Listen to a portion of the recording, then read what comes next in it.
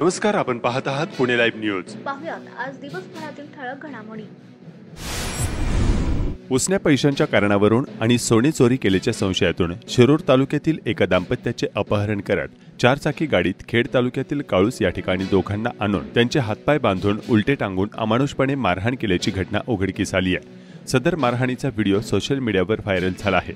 याबाबत उत्तरसिंग मनावत राठोड, विकी मनावत राठोड, अजय मनावत राठोड आणि सचिन मनावत राठोड सर्वजण राहणार काळूस तालुका खेड यांच्यासह 10 ते 15 अनोळखी युवकांवर शिक्रापूर पोलिसांत गुन्हा दाखल करण्यात आला आहे। तुम्ही आमचे सोने चोरी केले आहे ते आम्हाला लगेच आणून द्या असे म्हणत त्याने थेट सत्यसिंग व त्याची पत्नी स्वप्नाली या दोघांनाही मारहाण केली। त्यानंतर सत्यसिंग व त्याची पत्नी स्वप्नाली या दोघांना चारचाकी गाडीत बसवून काळूस येथील मनावत यांच्या घरी आणून डांबून ठेवले। तेथे त्याने लाकडी काठी, तलवार, कोयते आदींच्या सहाय्याने मारहाण करत सत्यसिंग याला उलटे बांधून मारहाण केली। या मारहाणीचा व्हिडिओ उत्तरसिंग मनावत व त्याच्या सहकाऱ्यांनी सोशल मीडियात व्हायरल केला।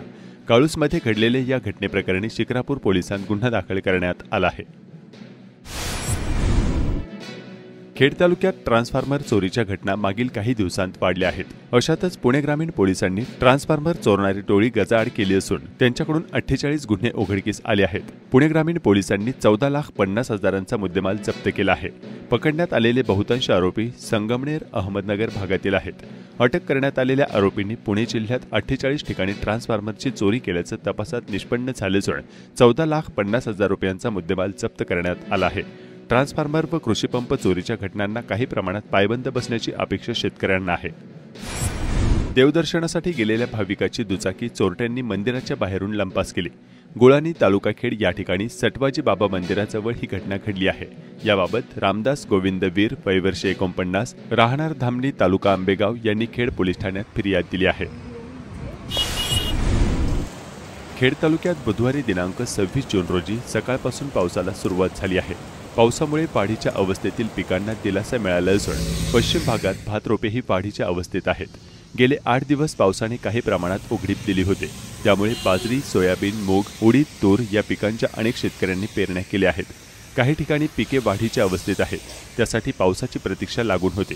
पश्चिम पट्ट्यांतही अनेक शेतकऱ्यांनी भात रोपे टाकली होती। खेड तालुक्यात बुधवारी सकाळपासून मध्यम ते मुसळधार स्वरूपाच्या सरी कोसळत आहेत। खेडच्या पश्चिम भागात पावसाने दमदार हजेरी लावली आहे। पुणे जिल्ह्यात सोयाबीन, मका, बाजरी, भुईमूग, मूग, उडीद व इतर पिकांच्या 52,649 हेक्टरवर पेरण्या झाल्या आहेत, तर उर्वरित पेरण्या सुरू आहेत। जिल्ह्यात अद्यापही 28 महसूल मंडळामध्ये सरासरीच्या 75% कमी पाऊस असल्याने शेतकरी पेरणीयोग्य पावसाच्या प्रतीक्षेत आहेत। खेड तालुक्यात बुधवारी सकाळपासून सुरू झालेल्या पावसाने चाकण मार्केटमध्ये कांद्याच्या आवकेत मोठी घट झाली आहे।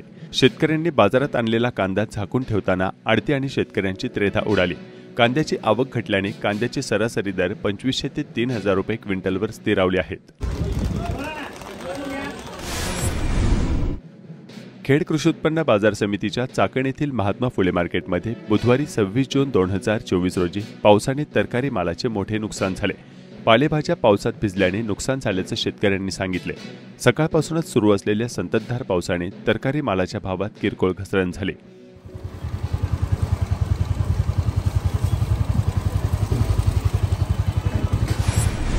पुणे नाशिक महामार्गावरील धोकादायक खड्ड्यामध्ये दररोज वाहने अडकून पडत आहेत। बुधवारी पुन्हा एकदा या खड्ड्यामध्ये लहान मोठी वाहने अडकून पडली होती।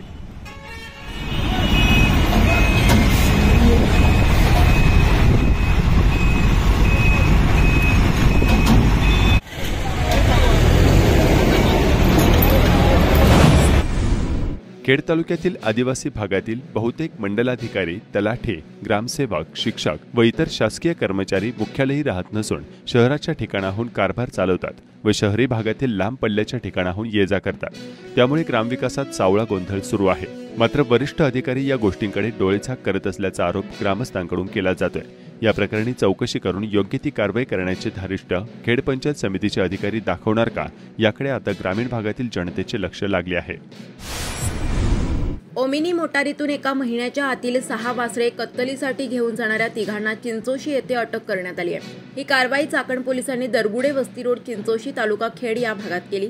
अजित बाबूलाल इनामदार, वय 44, राहणार पाबळ, मंगेश ज्ञानेश्वर तिटे, वय 36, राहणार केंदूर, करण कैलास साळुंखे वय 20 राहणार पाबळ तालुका शिरूर अशी अटक करण्यात आलेल्या तिघांची नावे आहेत।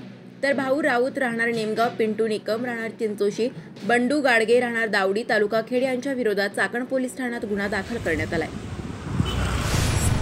जागतिक अंमली पदार्थ विरोधी दिनानिमित्त बुधवारी 26 जून रोजी पिंपरी चिंचवड गुन्हे शाखेच्या अंमली पदार्थ विरोधी पथकाने विशेष कार्यक्रम घेतला। या कार्यक्रमात व्यसनांच्या दुष्परिणामाबाबत मार्गदर्शन करण्यात आले। पुणे पोलीस उपायुक्त संदीप डोईफोडे यांनी व्यसनांचे दुष्परिणाम या विषयावर मार्गदर्शन केले। यावेळी वरिष्ठ पोलीस निरीक्षक वैभव शिंगारे, सहाय्यक पोलीस निरीक्षक विक्रम गायकवाड, सचिन कदम व त्यांचे सहकारी उपस्थित होते। आषाढी वारीला येत्या 30 जून पासून सुरुवात होत आहे। यंदा या वारीत लोकसभेचे नूतन विरोधी पक्ष नेते राहुल गांधी हे देखील सहभागी होणार असल्याची चर्चा आहे। आळंदी, देहू ते पंढरपूर अशी जाणारी पायी वारी महाराष्ट्राची संस्कृती आहे, त्यामुळे याचा लाभ राहुल गांधी घेणार असल्याचं काँग्रेसच्या सूत्रांकडून सांगण्यात येत आहे। पावसाळ्यात खेड तालुक्यातील शेतकऱ्यांच्या पशुधनाचे आरोग्य उत्तम राखण्यासाठी पशुसंवर्धन विभाग सरसावलाय। खेड तालुक्यातील हजारो पशुधनाला घटसर्प, फऱ्या, आंत्रविषार आणि लंपी रोग प्रतिबंधक लस टोचण्याचे काम पूर्ण करण्यात आल्याचे पशुवैद्यकीय विभागाकडून सांगण्यात आले आहे। गरीब महिलांचे अल्पदरात स्तन कर्करोगाचे निदान होण्यासाठी रोटरी क्लब निगडीच्या वतीने एम्प्रो इंडस्ट्रीजच्या सहकार्याने आळंदी येथील इंद्रायणी रुग्णालय आणि कॅन्सर इन्स्टिट्यूटला मॅमोग्राफी मशीन प्रदान करण्यात आली। मोई विविध कार्यकारी सहकारी सोसायटीच्या अध्यक्षपदी काळूराम तुकाराम फलके यांची बिनविरोध निवड झाली। सोसायटीचे माजी अध्यक्ष भगवान साकोरे यांनी राजीनामा दिल्याने रिक्त असलेल्या जागेसाठी निवडून घेण्यात आले। फलके यांचा एकमेव अर्ज दाखल झाल्याने त्यांची बिनविरोध निवड झाल्याचे निवडणूक अधिकारी SM बागटे, सचिव निलेश देशमुख यांनी जाहीर केले। खेड तालुक्यातील काळूस विविध कार्यकारी सोसायटीच्या चेअरमनपदी राजू साळुंखे, तर पवळेवाडी विकास सोसायटीच्या चेअरमनपदी संभाजी वाटेकर यांची बिनविरोध निवड झाली। नूतन पदाधिकाऱ्यांची गावातून मिरवणूक काढण्यात आली।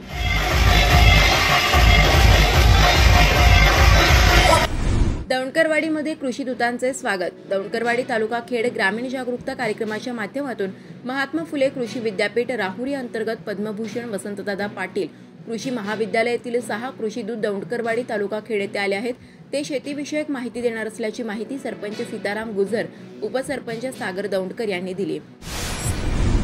आषाढी वारीच्या पार्श्वभूमीवर वारकऱ्यांना सोयी सुविधा पुरवण्यासाठी आळंदी नगर परिषदेच्या वतीने सर्व विभागांची तयारी पूर्ण झाली आहे। मच्छरांचा उपद्रव वारकऱ्यांना होऊ नये यासाठी गल्लीबोळातून यंत्राद्वारे धुरळणी केली जात आहे। त्याचबरोबर मंदिर परिसराबरोबरच अन्य रस्त्यांवरचे जाहिरात फलक, दुकानांचे रस्त्यावरील फलक, विजेच्या खांबांवरील जाहिरातींचे फ्लेक्स, दुकानांचे अतिक्रमण काढण्याची कारवाई सुरू आहे।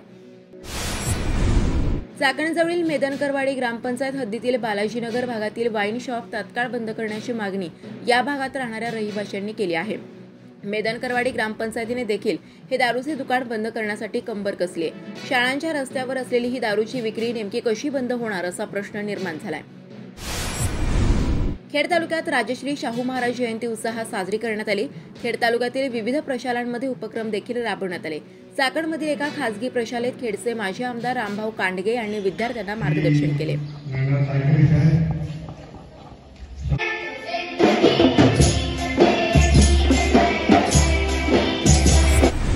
राजगुरुनगर पालिकेच्या अन्यायकारक करवाढीच्या संदर्भात स्थानिक नागरिक संतापले आहेत। अवाजवी करवाढीच्या पार्श्वभूमीवर हरकती घेण्यासाठी आलेल्या सामान्य नागरिकांनी संताप व्यक्त केला। नागरिकांच्या समस्या जाणून घेण्यासाठी अधिकारी देखील उपस्थित नसल्याचे लक्षात आल्यानंतर नागरिकांचा पारा आणखीनच वाढल्याचे चित्र आज राजगुरुनगर पालिकेत पाहावयास मिळाले। स्थानिक नागरिकांनी याबाबतचे व्हिडिओ पुणे लाईव्हकडे पाठवले आहेत। या नियमाची संपूर्ण माहिती आहे। तुम्ही किती पण इथे येऊन ओरडला, तिथं सीओ सुद्धा हजर नाहीये गोष्ट ऐकायला तुमची। वर जे लोक बसलेत हे सगळे कर्मचारी बसलेत, कोण येते माहित नाही आपल्याला। या ठिकाणी या महिला तुम्हाला मग नंतर आपण याच्यावर काय निर्णय घ्यायचा, गावाच्या वतीने आंदोलन करायचं का काय करायचं हे आपण नंतर ठरवूया। 2 मध्ये दिलेले ब वर्ग अ वर्ग नगरपालिकेला 19 ते 25% बरोबर आपली आहे का त्याच्यात नाही। ब वर्गाला किती आहे 24%, कमाल किमान आहे 18%, आपली आहे क वर्ग नगरपालिका त्याला किती आहे 17% किमान आहे, कमाल 23%। आपली प्रथम आकारणी होती, पहिल्यांदा करताना 17 किंवा 18 किंवा 19 करावी त्यांनी, 23% तुम्ही करू शकत नाही ना। क वर्ग नगरपालिका नियमातच आहे, तर मग आपल्याला ती मान्यच नाही। तुम्ही म्हणता आम्ही 10 वर्षांनी करतो, कधी करा तुम्ही। प्रथम नगरपालिका आहे, प्रथम कर आकारणी घेता, नागरिकांना एवढा बोजा टाकताय तो तुम्हाला टाकता येत नाही ना। शिक्षण कर पण त्यांनी लावलाय। आता मॅडमचं म्हणणं आहे शासनाचा कर आहे, शिक्षण कर लागला पाहिजे. पण आपल्या गावातील शाळा एक तर खाजगी आहेत MGV सारख्या आणि दुसऱ्या शाळा आहेत त्या झेडपीच्या आहेत. नगरपालिकेच्या शाळा आहेत का? नाही आहेत. मग कसं आलं शिक्षण कर? शासनाकडे हे बघा मॅडम, मग काहीतरी त्याच्यावर पण व्हायला पाहिजे ना की शिक्षण हे झेडपीकडे आहे. मग झेडपी बघेल आमच्याकडनं शिक्षण कर घ्यायचं की नाही. आणि हे चुकीचं झालेलं आहे. यांनी पुढं सुनावणी व्हावी, निषेध करतो आम्ही. बरोबर 100% नाही पुकारा गावाच्या वतीने गाव बंद होईल, परत गाव बंद होईल. नाही नगर परिषदेला टाळे टाका. वेळेवर देत नाही तुम्ही. सांडपाणी आम्हाला तर 4 वर्ष पाणीच नाही. नाही, माझा साधा प्रश्न आहे त्यांना, माझा हरकतीचा साधा प्रश्न आहे. त्यांनी मॅडम खुलासा करायला पाहिजे होता. लोकभिमुख नगर परिषद नसल्यामुळे इथं नगरसेवक नाही, नगराध्यक्ष नाही. तुम्हाला मुख्य कार्यकारी अधिकाऱ्यांना हा कर लादण्याचा अधिकार कोणत्या कायद्याने आहे त्याचा खुलासा व्हावा, हा साधा प्रश्न माझा होता. त्याच्याबद्दल माझा कोणताही खुलासा न झाल्यामुळे मी माझी कायम हरकत होत आहे. चालेल, ते जे सुनावणी घेणारे लोक आहेत ना त्यांना तुम्ही तुमचं काय म्हणणं आहे नाही, ते लिहून द्या. ते तुमचं लेखी म्हणणं लिहून घेतील, त्याच्यावरती त्यांचं शेरा मारतील. त्याच्यानंतर आपण पुढे बघूयात काय पण करायचं. मॅडम तुम्ही प्रशासनामध्ये आहात, आम्ही तुमचा प्रत्येक गोष्टी आदर करतो की तुम्ही आम्हाला सहकार्य करता. पण आमचं एक म्हणणं आहे नागरिकांचं, बाबा ही जी प्रोसिजर होती ही चुकीची झाली चालेल ना, आपण आणि ज्येष्ठ नागरिकांना खूप त्रास त्याची एक दखल घ्या. नागरिकांसाठी आपण पोलीस सोय केलेली आहे बसण्याची.